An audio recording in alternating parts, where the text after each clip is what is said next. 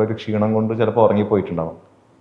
Car മറിഞ്ഞ് അങ്ങനെ C7 injury, ചെസ്റ്റിൻ്റെ താഴത്തോട്ട് സെൻസേഷൻ ഒന്നും ഉണ്ടാവില്ല. അത് വലിയൊരു ഷോക്കിംഗ് ആയിരുന്നു എല്ലാവരും. ഈ ഹുമയൂൺ എന്ന് പറയുന്ന വ്യക്തി ജീവിതത്തിൽ തോക്കാത്ത ഒരാളാണ്. എനിക്ക് തോന്നിയത് അങ്ങനെയാണ്. ഹുമയൂൺ എവിടെയെങ്കിലൊക്കെ തോറ്റുപോയിട്ടുണ്ടോ? അല്ല, തോൽവികളിൽ നിന്ന് നമ്മൾക്ക് ഒരുപാട് പഠിക്കാനും ഉണ്ടാവും. ഇനിയും തോൽക്കാതിരിക്കാനുള്ള അറിവുകൾ വരുന്നത് സത്യം പറഞ്ഞാൽ തോൽവികളിൽ നിന്നാണ്. ഉപ്പയ്ക്കൊരു അസുഖം വരികയും കരളിൻ്റെ ഒരു ഡോണറായിട്ട് അതെ മാറുകയും ചെയ്യും. വലിയ എന്നൊക്കെ എല്ലാവരും പറഞ്ഞൊരു വിഷയമാണ്.